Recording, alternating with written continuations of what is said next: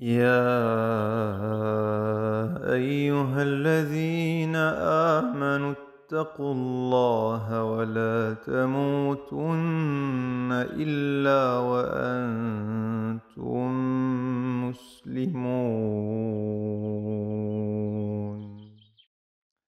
Assalamu alaikum, alhamdulillah, nous continuons notre série, notre cheminement vers les qualités des gens de la taqwa, ces gens qui ont une pleine conscience d'Allah subhanahu wa ta'ala, qui remplit leur cœur et qui remplit tellement leur cœur que ça impacte leur manière d'être, leurs actes, leur comportement, leur spiritualité, et nous essayons incha'Allah de trouver notre chemin au milieu de ces gens de la taqwa. La qualité dont je voulais vous parler aujourd'hui est une des qualités qu'Allah cite dans ce long verset de Surat al-Baqarah dont on a parlé plusieurs fois, où Allah subhanahu wa ta'ala nous dit ليس البر أن تولوا وجوهكم قبل المشرق والمغرب ولكن البر من آمن بالله. Allah subhanahu wa ta'ala, ici, dans ce long verset où Allah conclut en disant ça, c'est les gens de la taqwa, il démarre les caractéristiques avec man amana billah. Une des caractéristiques, une des qualités premières des gens de la taqwa, c'est qu'ils ont la foi, la croyance en Allah subhanahu wa ta'ala. Et on pourrait dire, mais finalement, pourquoi est-ce que cette qualité est vraiment importante? En quoi est-ce que ça concerne les gens de la taqwa? On a tous la foi en Allah. On est musulman, on est croyant, on dit tous Ashhadu an la ilaha illallah wa ashhadu anna Muhammadan Rasulullah. On a tous fait l'attestation de foi, on l'a fait plusieurs fois par jour dans nos prières, dans nos adhkars. Pourquoi est-ce que ce serait quelque chose d'un niveau supérieur? Eh bien parce que en réalité, ce dont on parle ici, lorsque Allah dit Amana billah, il parle de la foi qui remplit le cœur. Et ça, c'est quelque chose d'important. D'ailleurs, Allah subhanahu wa ta'ala reprend certains croyants à un moment dans Surat al-Hujurat, lorsque les A'rab disent Amanna. À un moment, les Bédouins qui sont tout fraîchement musulmans, eh bien, sont un petit peu pris par cette fierté. Et ils sont là à dire nous, on est des croyants, nous, on est à la foi. Sauf que Allah leur dit ne dites pas Amanna, mais dites Aslamna wa lamma yadkhulil imanu fi qulubikum. Dites plutôt nous sommes devenus musulmans, nous avons attesté cette foi, nous avons suivi le message de l'islam, ça c'est Aslamna. Mais wa lamma yadkhulil imanu fi qulubikum. Mais la foi sincère en Allah n'a pas encore pénétré vos cœurs. La foi n'a pas encore réellement pénétré vos cœurs. Et donc lorsque Allah subhanahu wa ta'ala dit amanu, d'accord, lorsqu'il dit yu'minun, lorsqu'ils disent amanna, eh bien on parle d'une foi qui a pénétré le cœur et non pas d'une foi de surface. Donc la question est, qu'est-ce que nous devons faire pour suivre cette qualité, cette caractéristique des gens de la taqwa, qui est d'avoir la foi qui a pénétré le cœur en Allah subhanahu wa ta'ala. Eh bien, on pourrait en parler pendant des heures, mais une des choses les plus simples à comprendre, eh bien, c'est de comprendre que avoir foi en Allah signifie connaître Allah, premièrement. Connaître Allah dans ses noms, dans ses attributs. Savoir qui est notre Créateur, comment est-ce qu'il agit, comment est-ce qu'il réagit, quel est son pouvoir, quelle est sa manière d'être, quelles sont ses qualités intrinsèques.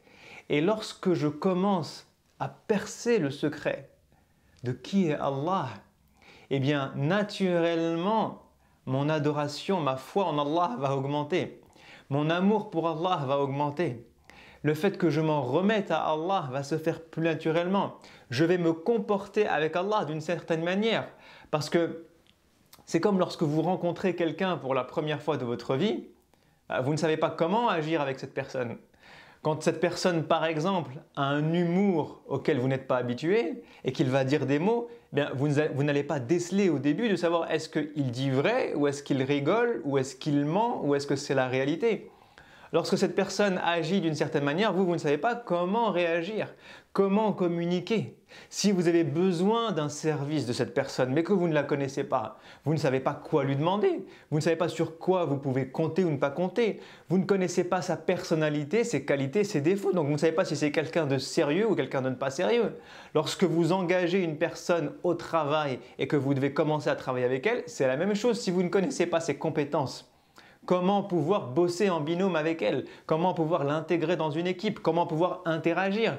Donc il faut faire connaissance avec toutes les personnes avec lesquelles nous souhaitons avoir une interaction. Et là, on parle de l'interaction avec Allah subhanahu wa ta'ala. On parle de la foi en Allah subhanahu wa ta'ala. On parle de nos adorations, subhanallah.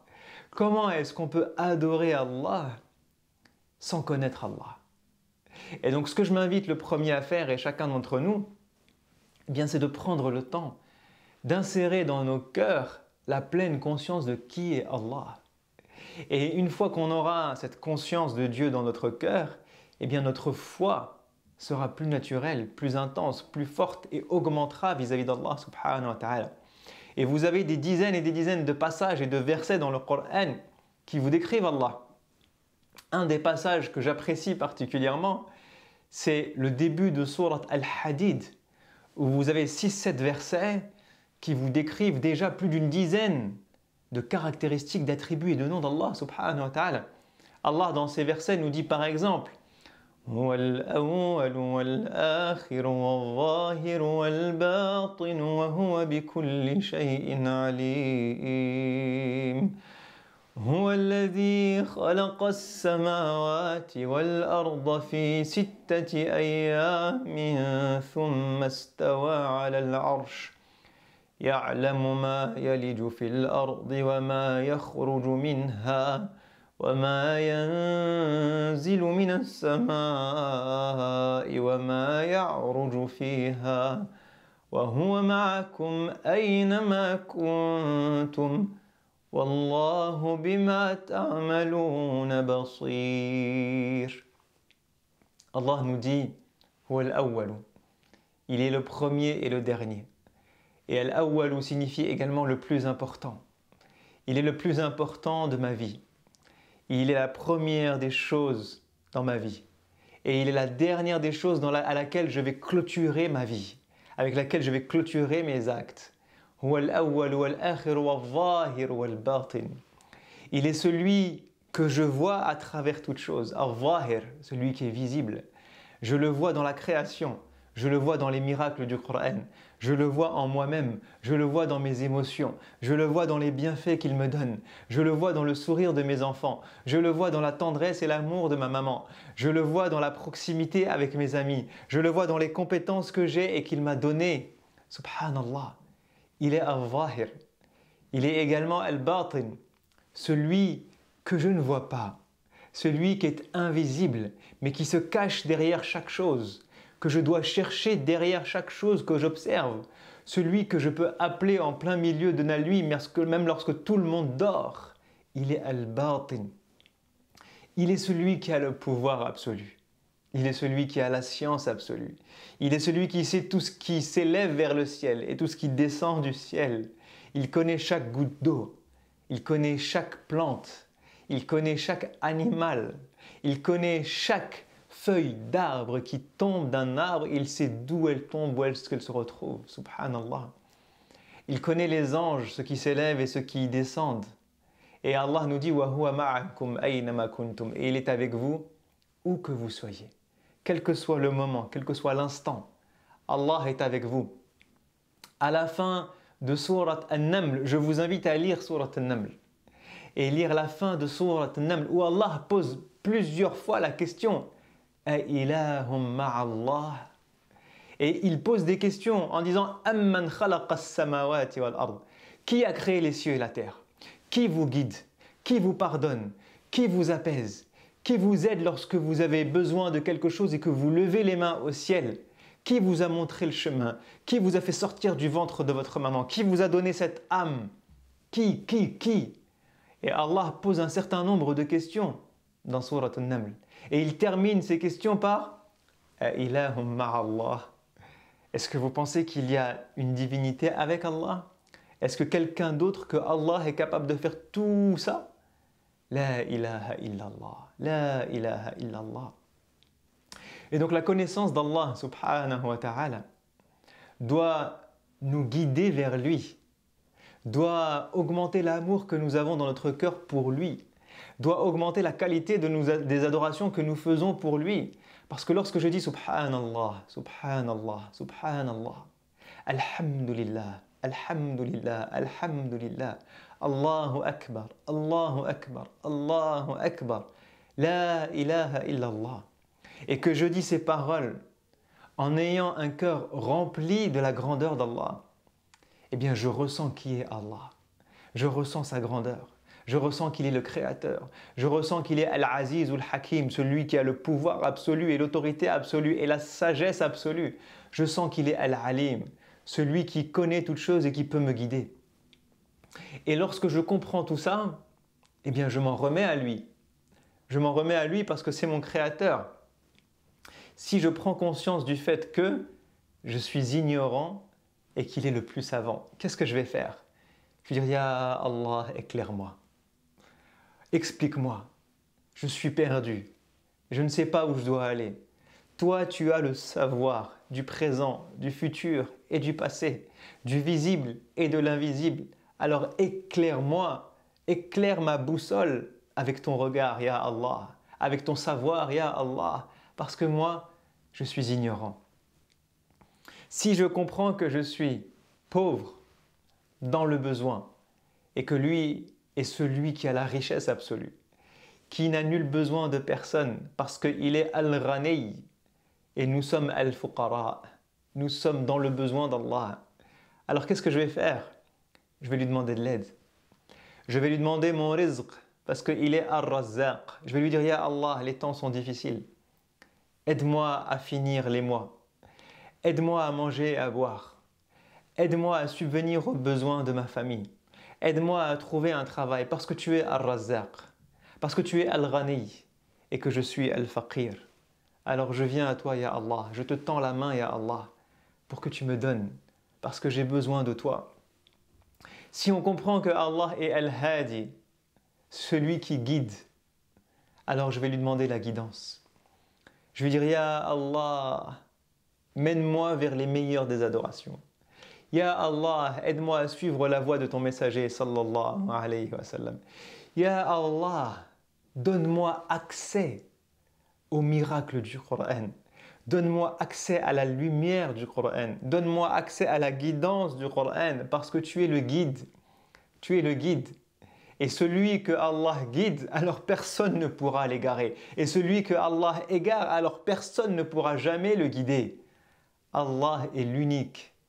Hadi, celui qui nous montre la voie, et Ar-Rashid, qui nous montre les étapes claires et nettes, faciles, pratiques pour suivre sa voie. Subhanallah, subhanallah. Si je prends conscience du fait que Allah est Al-Malik,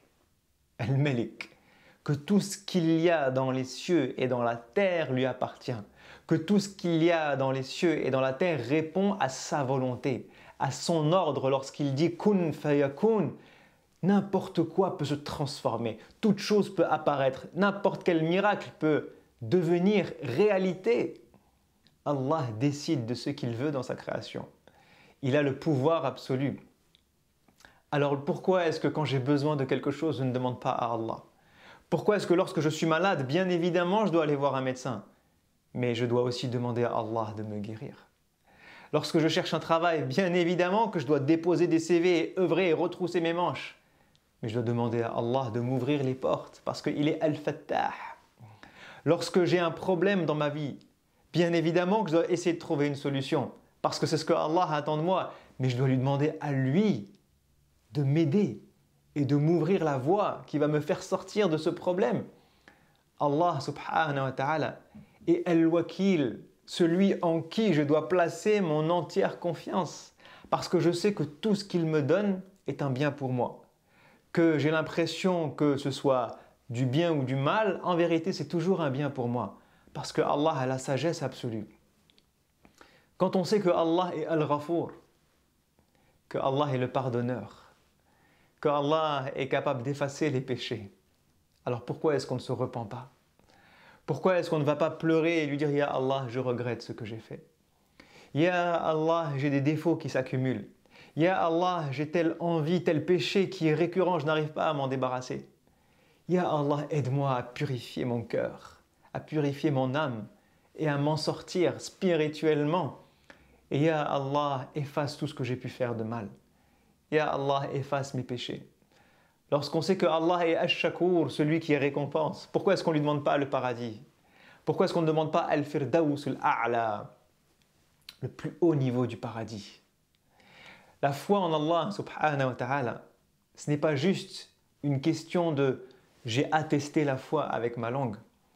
La foi en Allah subhanahu wa ta'ala, c'est le fait de connaître Allah et d'avoir la pleine conscience dans nos cœurs de qui il est. Qui il est. Et si nos cœurs connaissent Allah, si nos cœurs sont remplis de qui est Allah, alors nos cœurs auront une foi intense en Allah. Nos cœurs voueront leur adoration, leur culte, leur vie naturellement à Allah. Nos cœurs iront vers Allah à chaque moment de doute, à chaque moment de faiblesse, à chaque questionnement, j'irai interroger Allah. À chaque moment de guidance, j'irai demander la voie à Allah. À chaque moment de problème, j'irai demander une solution à Allah. Nos cœurs auront confiance en Allah, quel que soit ce qui m'arrive, quelles que soient les épreuves, quelle que soit la réussite ou l'échec. Alors je continuerai d'avancer, je continuerai de ne jamais désespérer, je continuerai d'avoir confiance en lui, subhanahu wa ta'ala. Parce que nos cœurs seront remplis de al-iman billah, la foi en Allah. Donc ce que je m'invite moi-même le premier et chacun d'entre nous à faire, c'est de parcourir les noms et les attributs d'Allah. D'essayer non pas juste de les lire, mais de les intégrer dans notre cœur pour que, insha'Allah ta'ala, on puisse cheminer vers la taqwa, vers cette foi sincère en Allah subhanahu wa ta'ala et qu'on se transforme, qu'on ne soit pas juste des musulmans, comme Allah a dit aux Bédouins au début, mais que la foi pénètre nos cœurs et qu'ensuite on devienne des vrais croyants. Des croyants dont les cœurs sont lumineux, dont les actes sont lumineux, dont la démarche est lumineuse, dont la manière d'être est lumineuse, parce qu'ils sont illuminés par la connaissance de Dieu et par la foi en Allah subhanahu wa ta'ala. Je vous dis à la prochaine, insha'Allah. Wassalamu alaykum wa rahmatullahi wa barakatuhu. ذلك الكتاب لا ريب فيه هدى للمتقين